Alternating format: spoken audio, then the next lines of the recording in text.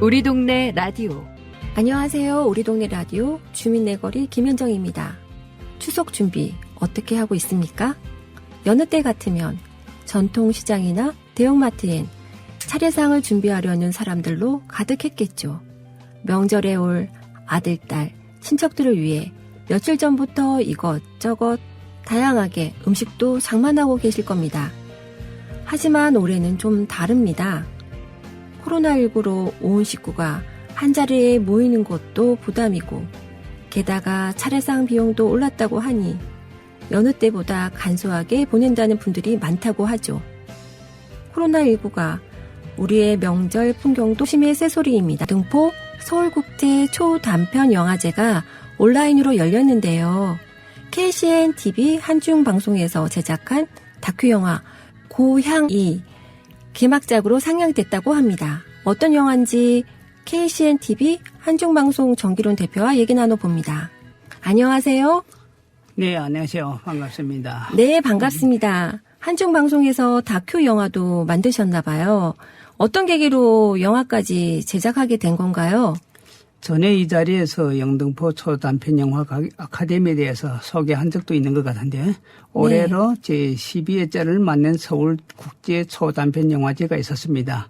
이를 계기로 제4회 영등포 초단편영화 아카데미도 진행됐습니다.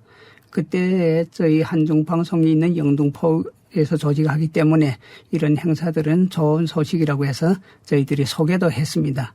그런데 내용도 좋고 또 아카데미 측에서도 공고도 하다 보니 직접 참여하는 게 좋을 것 같아서 신청했는데 운 좋게 또 선정되어 직접 참여하게 되었습니다.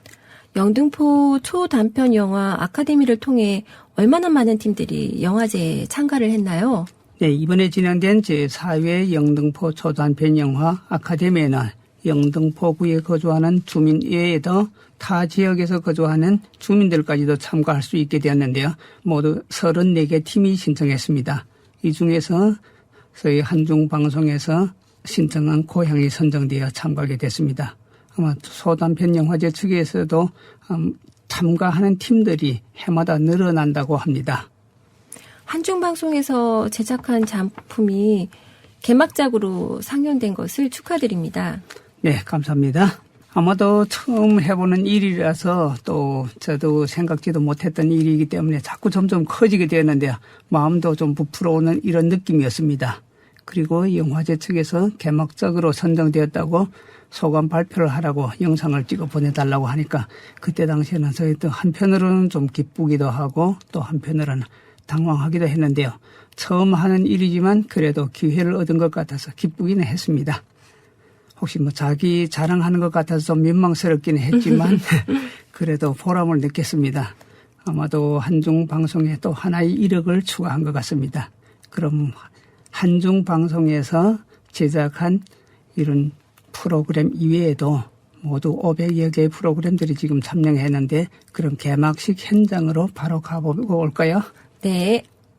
안녕하세요. 영등포구와 함께하는 제12회 서울국제 초단편영화제 온라인 개막식에 오신 여러분 환영합니다. 저는 오늘 사회를 맡은 배우 정혜리입니다. 자, 그럼 이제 본격적으로 개막식을 진행을 할 텐데요. 먼저 영화제 조직위원장이신 최현일 영등포구청장의 개막 선언이 있겠습니다. 여러분 안녕하십니까. 영등포구와 함께하는 제12회 서울국제 초단편영화제 조직위원장인 영등포구청장 최현일입니다. 올해로 12회를 맞이한 이번 영화제는 초단편 영화 아카데미를 통해 구민 여러분께서 선수 제작한 작품들과 평소 접하기 어려웠던 동남아시아 단편 영화 특별전도 준비했으니 많은 관심 부탁드립니다. 영등포구와 함께하는 제12회 서울국제 초단편 영화제 개막을 선언합니다. 영화제에 참가하기 위해서는 구성안 발표도 했을 텐데요. 긴장되지는 않았나요? 당연히 긴장되긴 하죠. 이번에 제작된 다큐 영화 고향을 위해서 많은 노력을 했습니다. 첫째로는 구성안을 직접 써야 했고요. 또 그 구성안을 발표하면서 심사를 받아야 했는데 그 참가한 팀들이 많기 때문에 좀 떨리기도 했습니다. 네. 그리고 심사 결과를 기다릴 때는 긴장해 좀 가슴이 답답하기도 했지만 그래도 거기서 선정됐기 때문에 아마 선정 결과를 발표하게 돼서 막 저도 믿어지지 않았습니다. 예, 과연 정말 인정받은 건지 앞으로 또 어떻게 해야 할지 걱정도 많이 됐습니다. 네.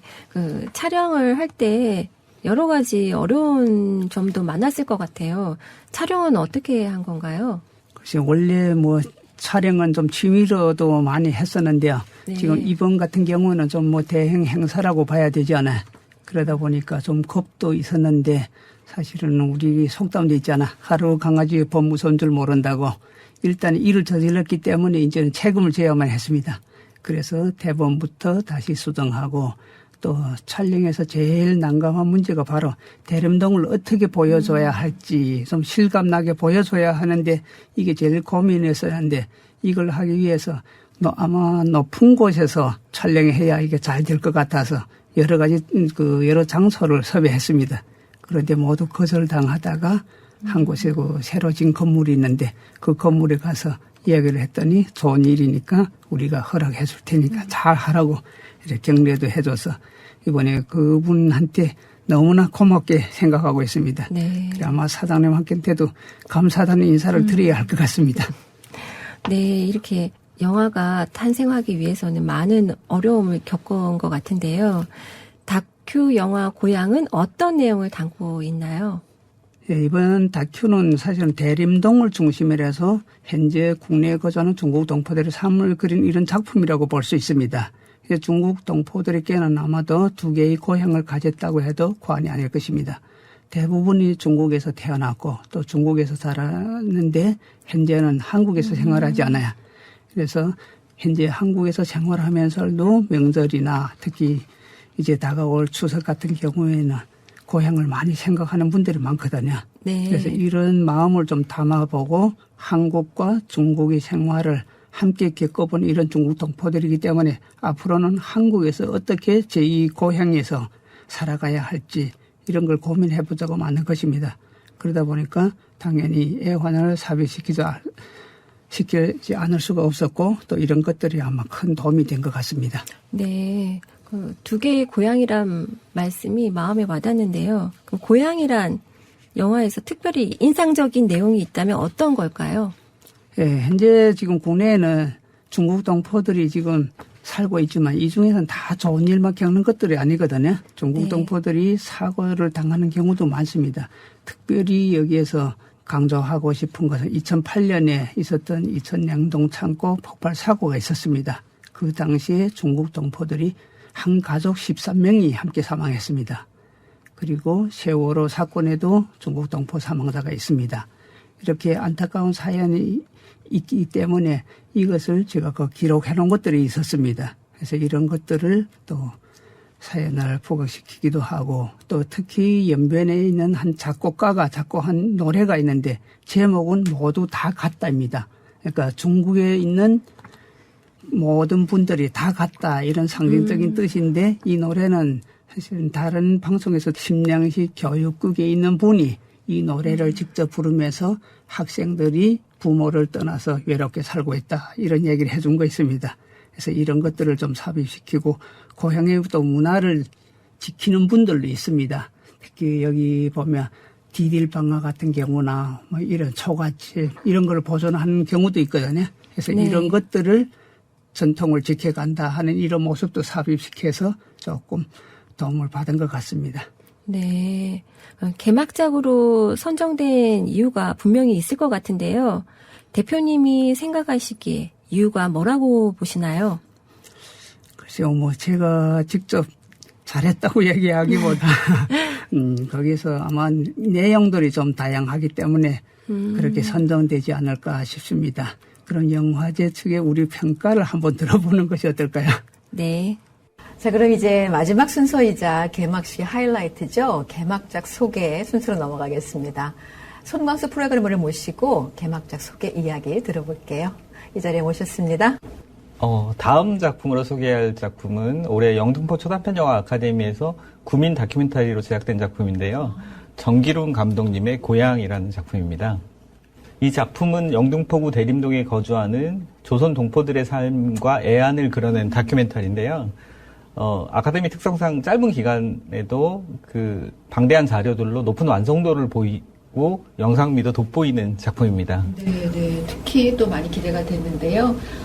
이번에 만든 고향이라는 작품이 중국 동포는 물론 많은 사람들에게 공감이 될 수 있으면 좋겠다는 생각이 듭니다.